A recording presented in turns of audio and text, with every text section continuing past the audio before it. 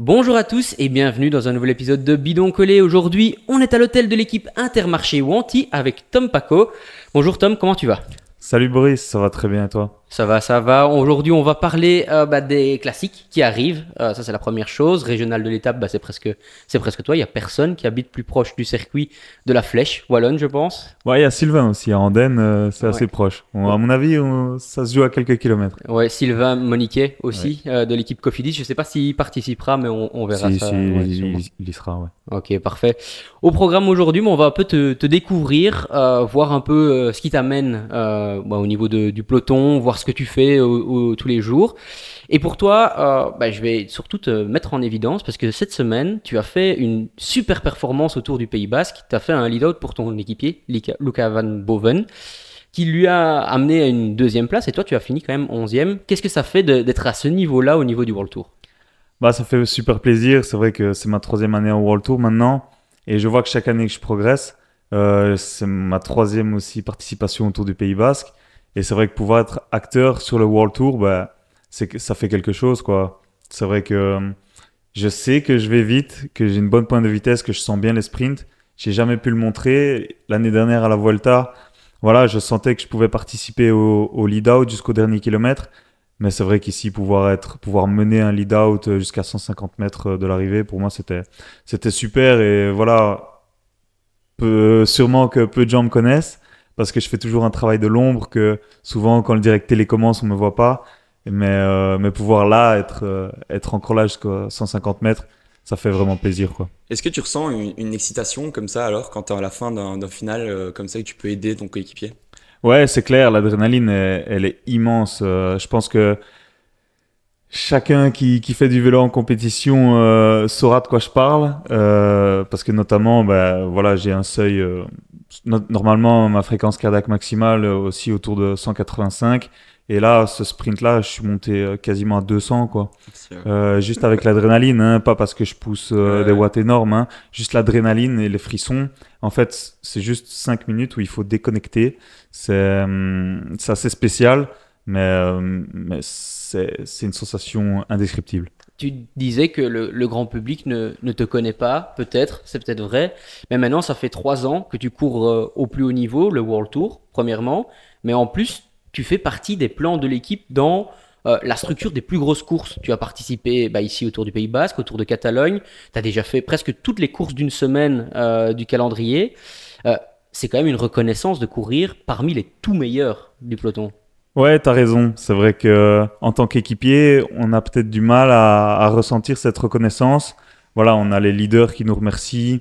Au niveau du management, voilà, je suis accompagné comme si j'étais un leader dans l'équipe parce que voilà, comme tu dis, j'ai un bon programme. Je suis suivi comme le leader de l'équipe. Mais pouvoir participer à ces courses-là, voilà, j'ai fait 2 fois Milan-San Remo. J'ai pu faire Liège-Bastogne-Liège. Comme tu dis, j'ai fait quasiment toutes les courses d'une semaine en World Tour. Je roule quasiment qu'en World Tour.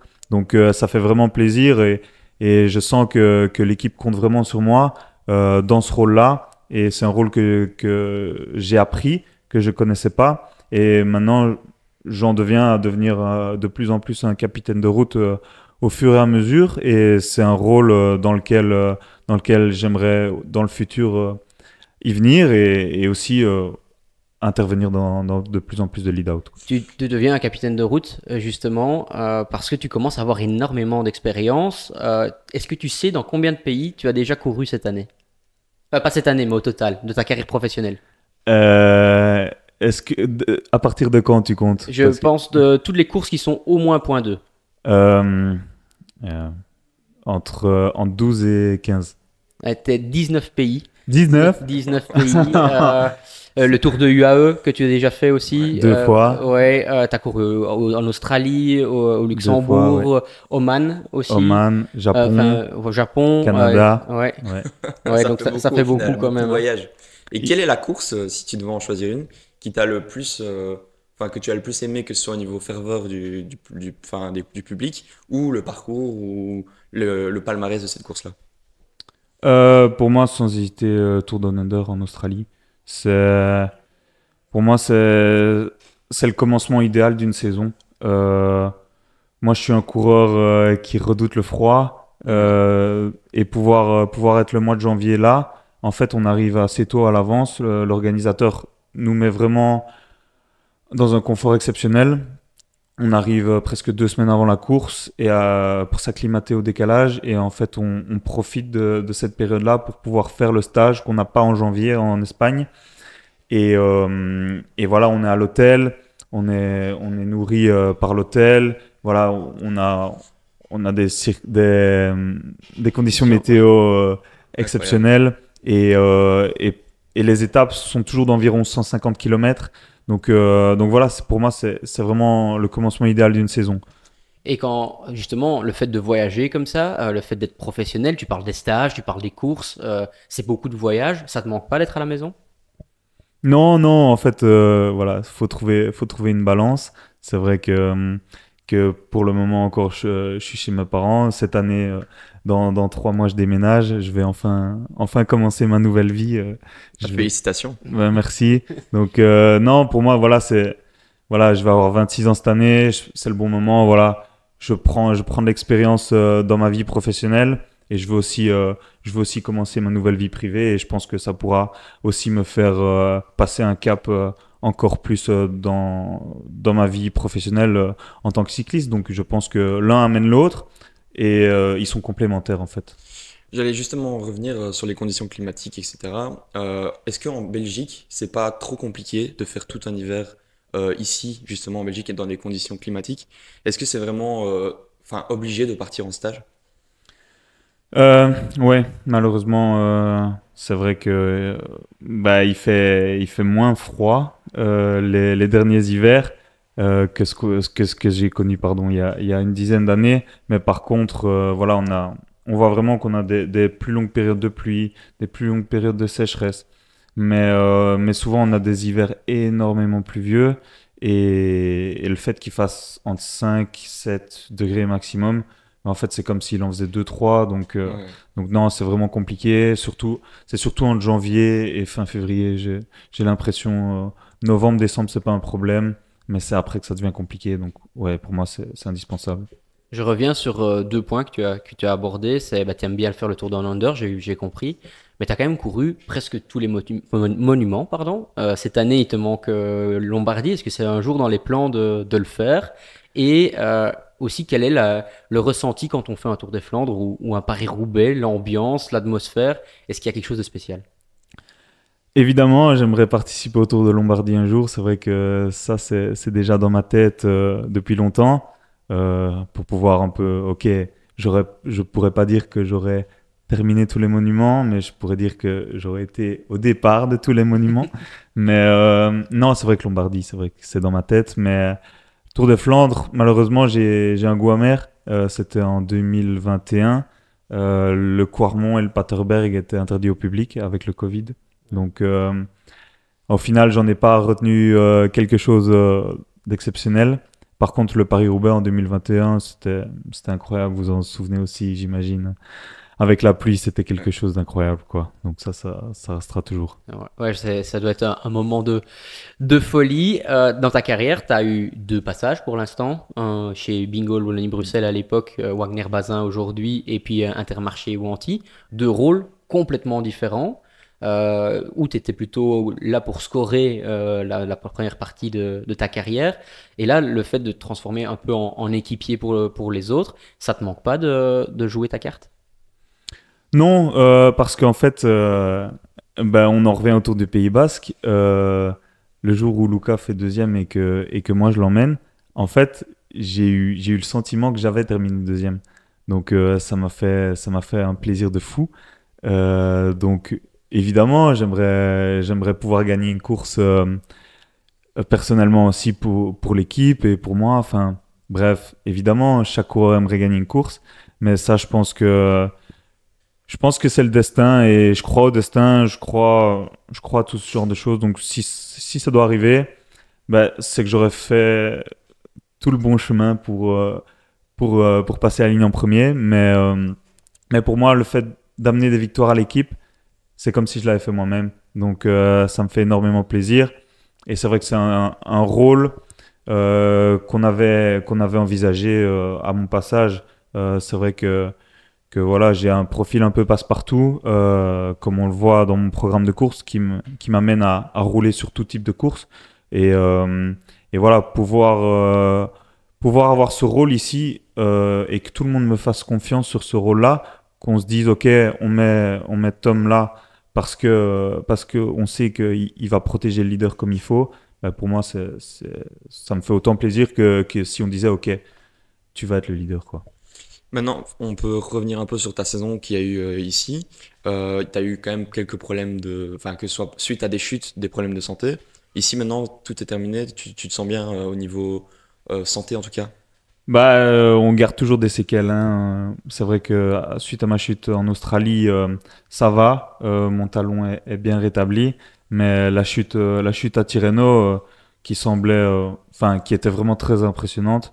euh, donc, en fait, j'étais sur les prolongateurs et j'ai pris un trou. En fait, c'était pas vraiment un trou, c'était un petit renfoncement dans la route qu'on voyait pas. On Et à peut ce- voir en Italie souvent quand Ouais, même des c'est rookies, ça. ça peut. Et en fait, mes bras sont sortis des prolongateurs. Et en fait, j'ai aucun contrôle, quoi. Oh, putain. Et vraiment, ben, j'ai encore assez mal à la fesse à droite. Et non, c'était vraiment un très, très gros choc. Donc, voilà, je vais pas dire que je suis à 100%. Mais en tout cas, c'est le mental qui compense pour l'être. J'allais dire psychologiquement, faire enfin, une chute comme ça, est-ce que, enfin, on dit souvent il faut prendre le vélo et repartir.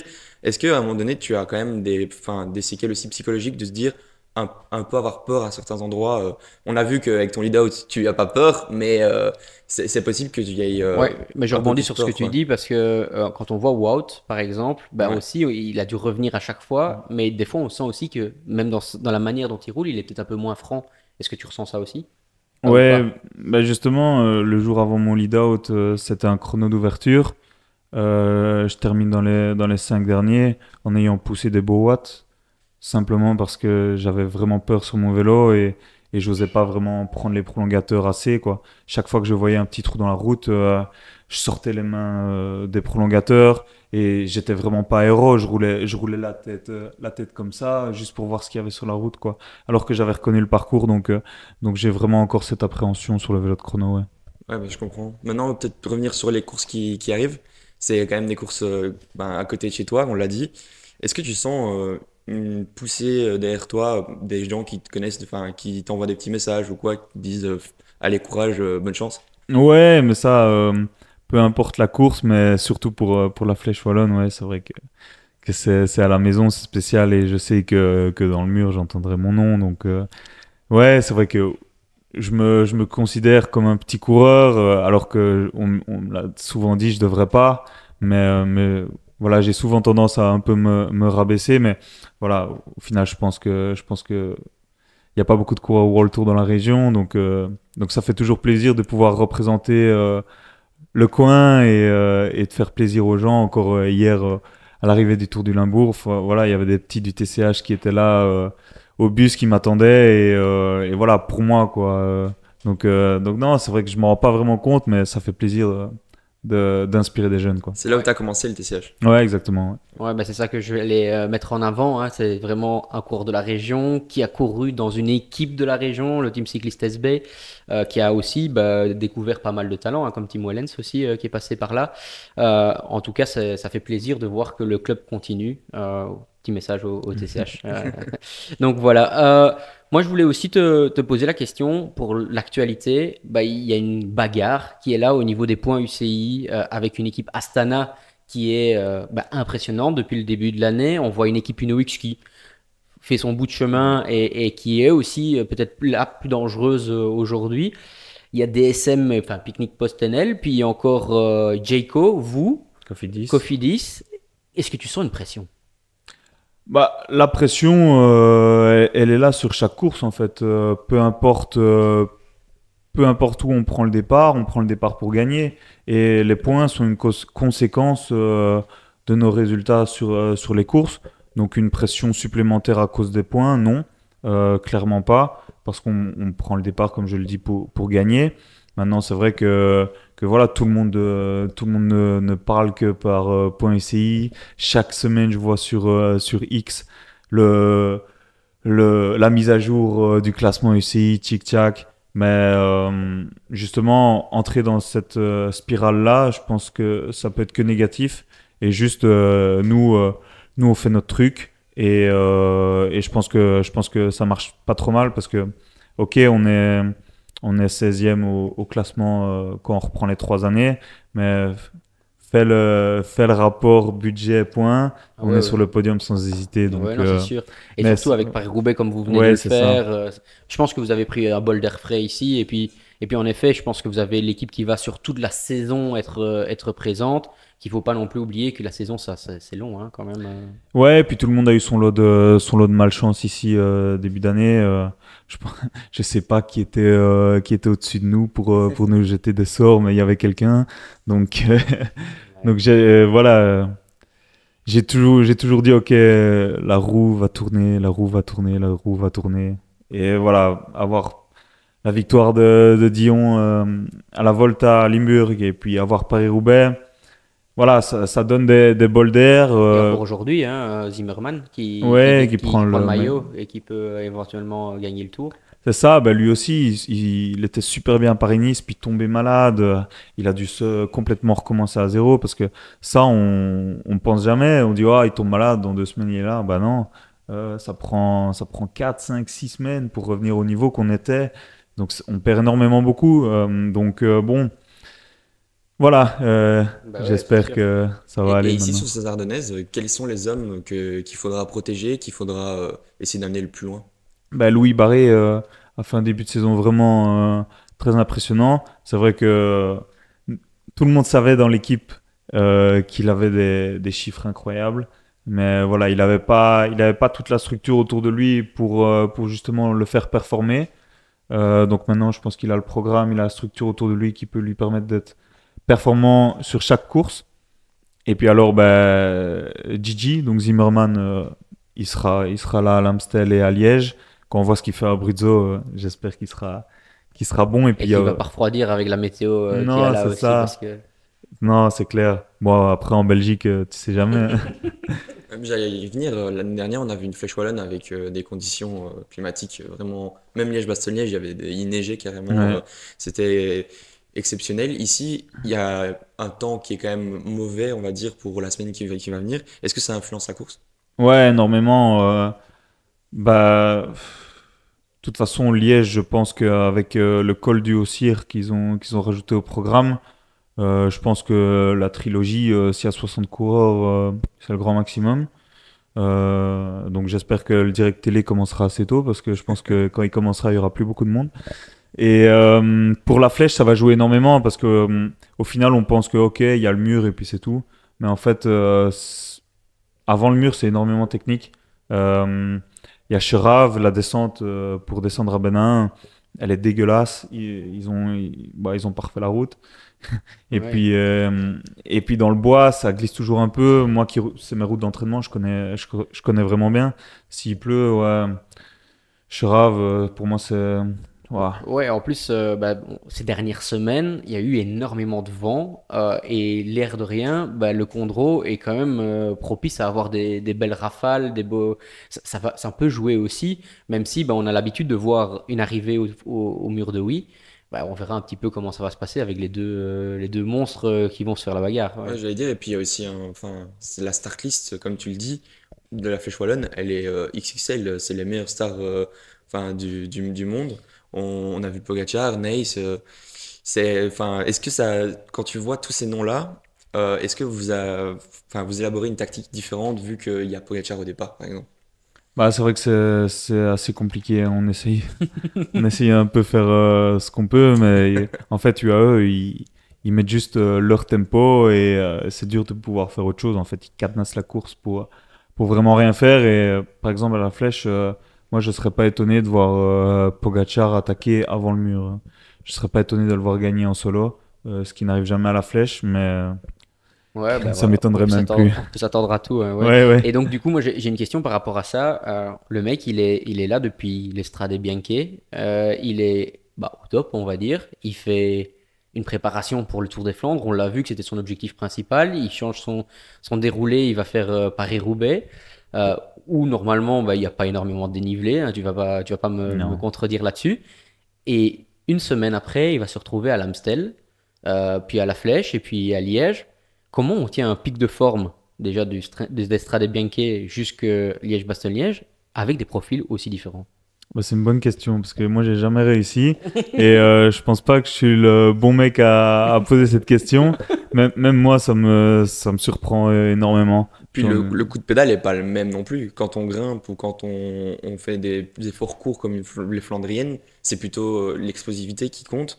Bah Et ouais. c'est un peu surprenant aussi, je trouve. Non mais il sait tout faire. Il sait tout faire. Franchement ça me surprend. Je serais Ouais. même moi qui roule avec lui. Non je suis paf des fois quoi. Ben ouais, mais quand on voit franchement, enfin, au niveau des watts, même quand on voit ce qui se passe sur les réseaux sociaux, Mm.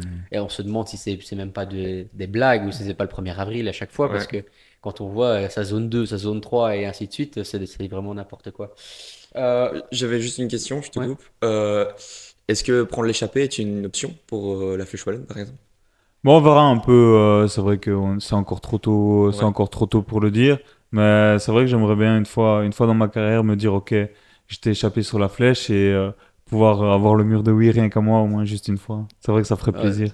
Surtout que c'est pas la côte la plus facile quand même. Le mur de oui, quand c'est le T'auras le peloton, temps t'es vraiment dans le d'apprécier. paquet. Ouais, c'est ça. Mais je l'aime vraiment bien cette côte-là. Donc Tu l'as fait souvent l'entraînement?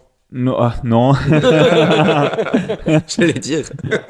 non, très rarement. Mais non, je sais pas, elle a un truc spécial. Bah, j'aimerais encore mieux quand ils auront refait la route aussi. Mais ça, bon, c'est pas que C'est là, la quoi. Belgique et la Ouais, c'est Wallonie, ça. ça, malheureusement. Ouais. On parle de beaucoup de leaders. T'en as quand même charismatique dans ton équipe avec Binyam Girmay.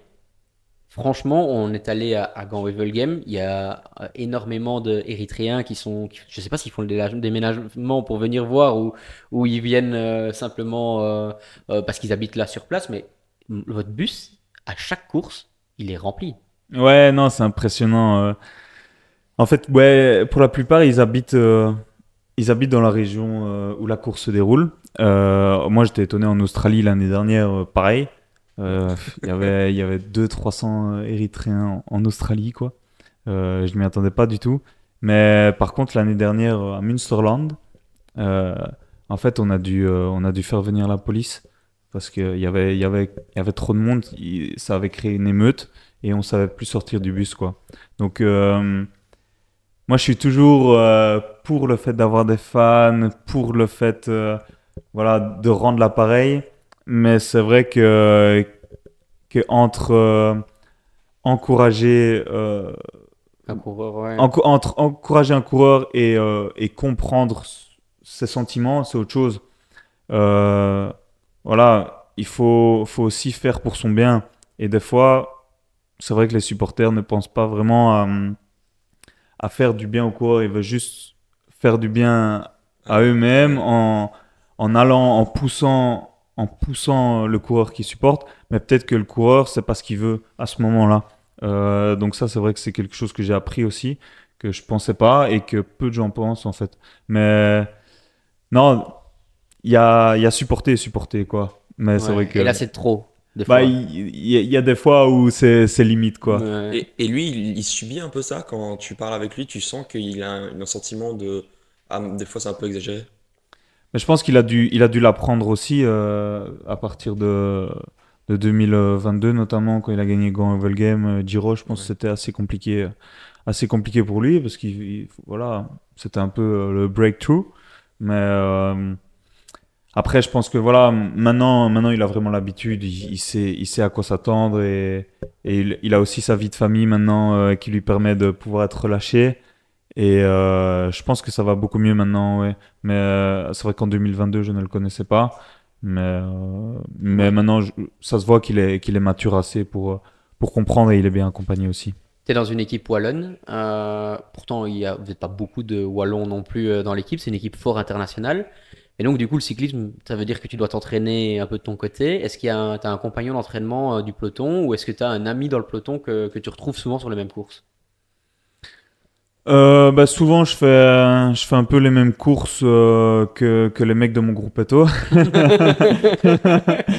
Souvent c'est toujours le même mec de chaque équipe qui va faire le même rôle que moi. Alors bah c'est bien parce qu'au Pays Basque, je pense à Yann Mas de chez Cofidis ou Romain Combo de chez Picnic. On fait souvent des courses ensemble et alors bah, c'est bien dans le groupe Eto, on a toujours notre rythme. On sait que ok les côtes on monte à ce rythme-là et puis sur le plat on roule à bloc, on tourne et ça il y aura pas de problème. Donc ça c'est bien, mais pour ce qui est de la maison, je suis tout seul. Ouais. Je suis tout seul, ouais. C'est vraiment très rare parce qu'en fait avec Sylvain Moniquet, lui est souvent sur les courses quand moi je suis à la maison et inversement. Donc c'est très compliqué, donc je m'entraîne tout seul. Ouais, bah c'est vrai que allez, les groupes grimpeurs ont souvent, bah, certains font Pays Basque et l'autre font Catalogne. Toi, cette année, tu as fait les deux, mais Ouais. en général, c'est l'un ou l'autre. Mhm. Puis c'est Romandie ou plutôt le Tour de Suisse et Dauphiné. Enfin, et donc, du coup, en effet, je peux comprendre.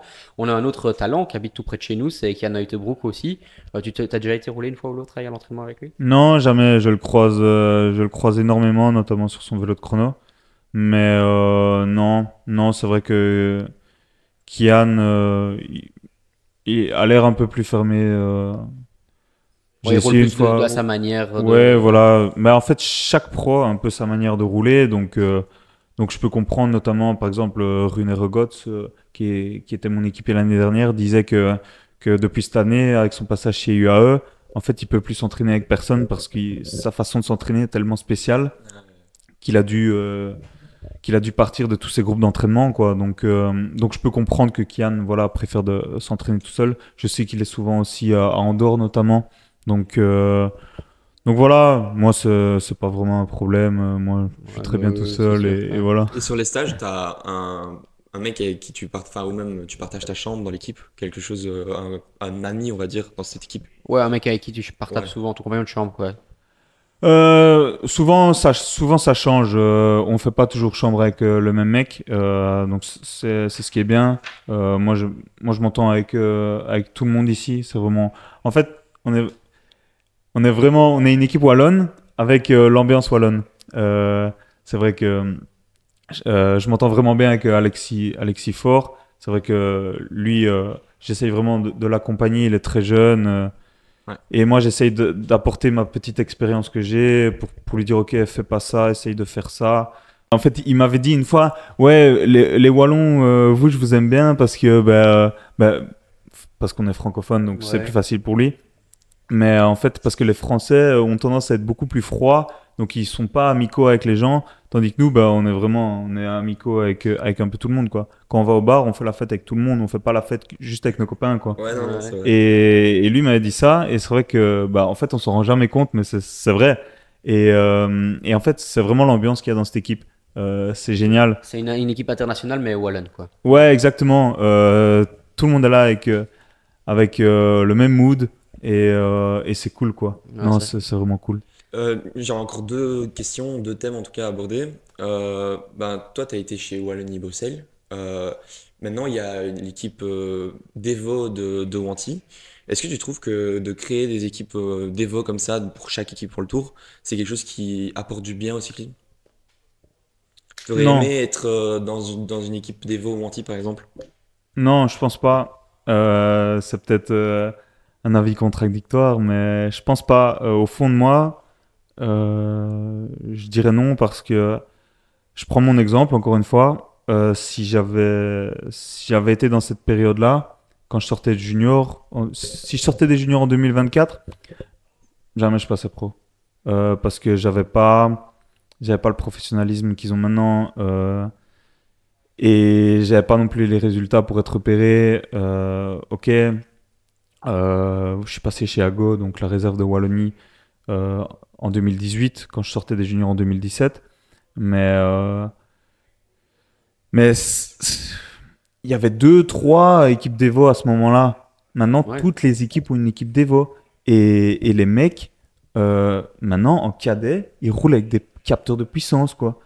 En cadet, qu'est-ce que vous faisiez? Bah ouais. Bah, moi, ça casse. Même déjà en Conti, Ouais. je roulais des heures, c'est tout. Ouais. Donc, Oui, mais moi aussi. Enfin, en junior, je roulais co-capteur cardiaque.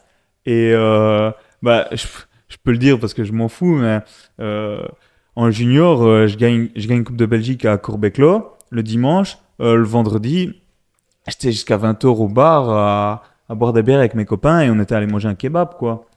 Fais ça maintenant, c'est impossible. Ah ouais, voilà, c'est Impossible. certain. Et chez les juniors, ils ont tous déjà les vélos des contis où ils ont signé pour 2 ans après, etc. Donc, Ouais, c'est les vrai. meilleurs. Donc, Regarde dans le c'est- peloton junior. c'est- Tu sais déjà dans quel conti va aller le coureur juste en regardant son vélo. Mm. Non, c'est impressionnant. Le cyclisme, en 5-6 ans de temps, ça a changé. J'ai 25 ans, j'ai l'impression d'en avoir 35 quand je vois tous ces jeunes-là, quoi. On parlait avec Lio Tamigno qu'on a interviewé et il disait bah oui, au niveau expérience de course, j'amène énormément d'expérience aux jeunes, mais au niveau de la diététique, au niveau de l'entraînement, etc., bah, les jeunes en fait lui apportent presque autant qu'inversement parce que bah, lui n'a pas connu tout ça aussi chez les jeunes, alors que les jeunes bah, maintenant qui arrivent, des mecs comme Alex Egart, etc., bah, depuis qu'ils sont, comme tu dis, débutants juniors, ils sont comme ça, donc il y a un énorme gap entre ma génération, ta génération et encore la tienne, encore je pire. pense Donc, qu'il y a l'avenir encore. Hein. Il y en a encore dans bah oui. 5 ans, ce sera encore. Enfin, je sais pas où on va, mais c'est fou. Mais écoute, justement, en parlant de ça, moi je me demande. Parce qu'on dit souvent, ouais, 35 ans, ouais, c'est le maximum, tchic-tchac. Maintenant, je pense que quand on a passé 30 ans, on a déjà fait une belle carrière, quoi. Parce Ouais. que c'est toujours Bah, de. t'as raison, parce que quand tu regardes, moi je suis une 93, 93 c'est Boris Vallée, bah, il a arrêté aussi parce que bah, c'est long hein, déjà. Ouais. Loïc est maintenant aussi 93, Amaury, enfin voilà, c'est tous des coureurs, il y a Jasper de Boys, bon, on les considère comme des coureurs qui sont avec des capitaines de route, quoi. C'est fou, mais c'est limite, ils sont vieux, alors que finalement ils le sont. Enfin, normalement, Bah il y non. a 5 ans d'ici, c'était pas vieux à 30 ans. Non, non, exactement. Bah, maintenant, on se rapproche presque d'un peloton espoir chez les pros, hein, des fois. Hein. Parce que le fait aussi que maintenant, sur chaque course pro, tu peux mettre des coureurs de la Devo, quoi. Ouais, et c'est ça qui est fou. et Ouais, t'as couru peut-être avec Max Place ou pas encore. J'étais en stage avec, mais j'ai pas encore fait de course cette année avec. Parce Mais que ouais, tu fais en enfin, World Tour beaucoup aussi. Et ouais, ça, il peut pas.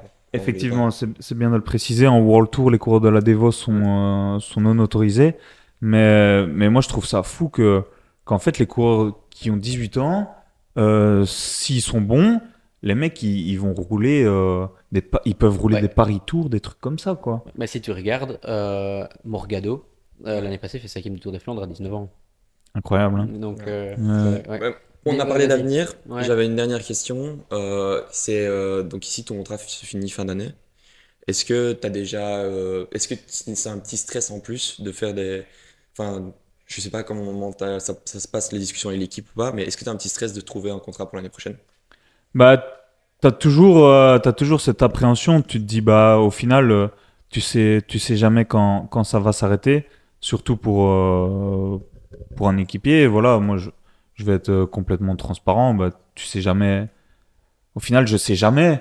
Ouais. Mais voilà, comme on parlait plus tôt, avoir cette reconnaissance du management dans les courses que je fais, avoir cette reconnaissance des leaders, quand mon travail est bien fait, et pouvoir montrer aussi que j'étais capable de faire autre chose que de protéger le leader, mais aussi faire des lead-out. Mais voilà, chaque année j'évolue.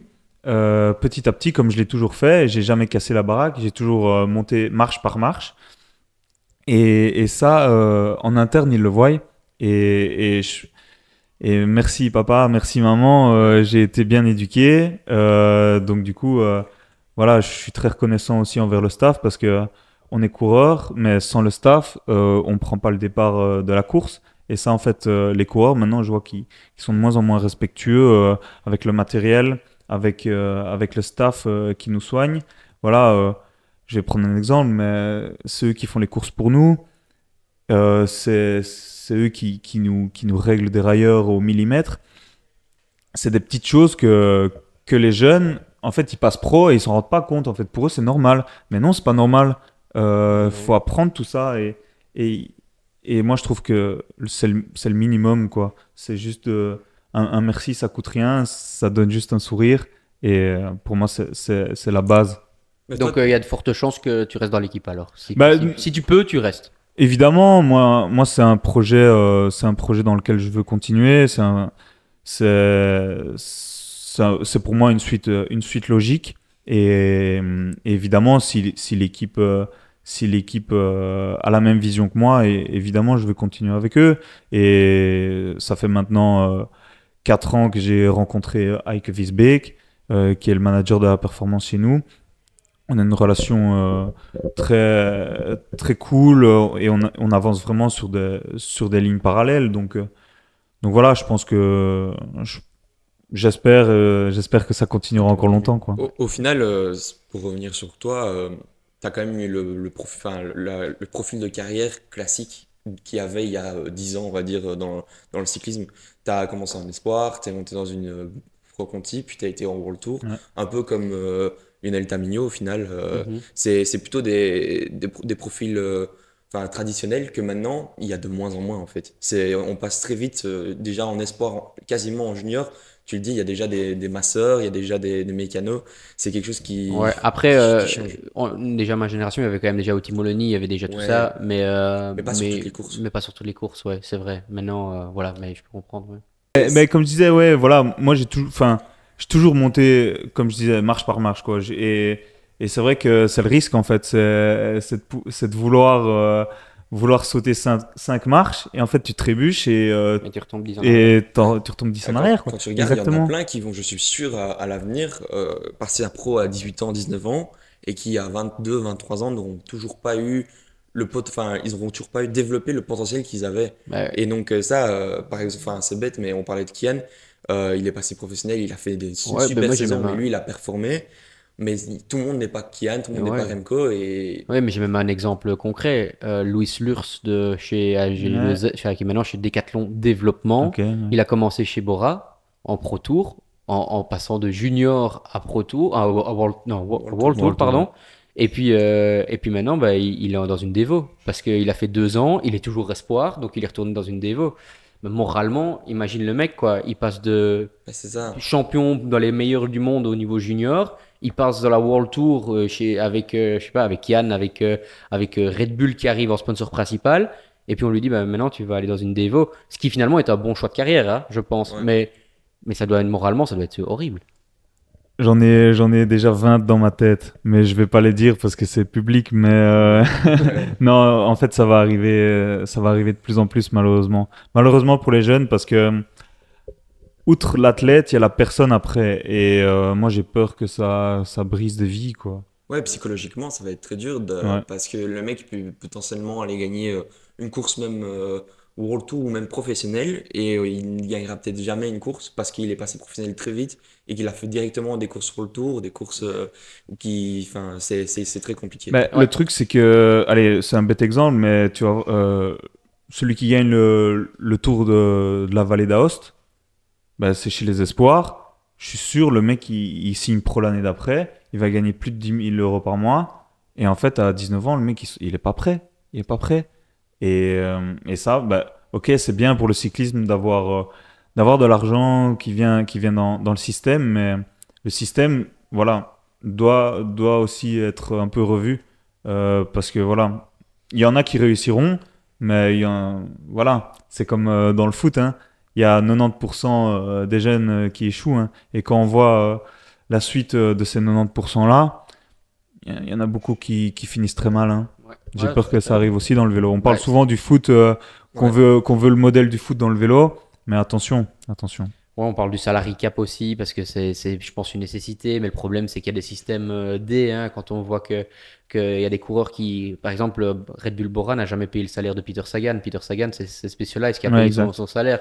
Donc, du coup, quand on regarde, c'est très compliqué de mettre en place ce genre de système. Mais ça aurait en tout cas un énorme bien pour toutes les équipes, en tout cas, je pense. Ouais. Moi, j'ai plein de petites questions qui me viennent en tête, mais la première, c'est pour clôturer la vidéo, c'est ton développement au niveau braquet pour la course qui va arriver ce week-end. Pour la Flèche Brabançonne, je roule en 54. 54. Ouais. Mais au Pays Basque, j'étais en 58. Ah ouais. Ouais. 58 58, ouais. pour le sprint ou toutes les étapes? Je roule 75% de l'année en 58-11. 58-11. Maman. Et alors, du coup, derrière, ça monte jusqu'à combien? On est en 11-34. Ouais. 34. On est en Et vous 11-34. êtes plusieurs dans l'équipe à rouler en 58? On est pas mal. Zimmerman utilise pas mal, De Potter, Taco, moi. Et quand tu roules en course avec ce développement-là, mais à l'entraînement aussi. Non, non, à l'entraînement, je suis en 54. On est tous en 54 à l'entraînement. Ouais, le vélo de la maison. Ouais. Ouais, c'est ça, c'est un vélo qui est plus classique. Le vélo de course, c'est vraiment... J'aime bien avoir ce sentiment, ok, là je suis sur le vélo de course, je sens la différence, quoi. Ça, j'aime bien. Comme les coureurs à pied qui mettent des chaussures plus carbone ou plus légères Ouais, pour ça, t'as l'impression de voler comme ça. c'est ça. Bah, c'était une de mes questions. J'ai Ouais. plus T'as le plus de reste, questions? mais Non, ouais. c'est bon. Bah, parfait. Bah, merci Tom, merci Hugo. Bah, merci à vous, les gars, c'était super sympa. Bah ouais, quand tu veux, tu viens nous revoir. Bah, on se verra après, demain après parce les que je vais courses. voir la course Ah, bah, jeudi super. avec justement Wancy. Ah, bah, Ah, ouais. bah nickel. Allez, merci beaucoup. Ciao.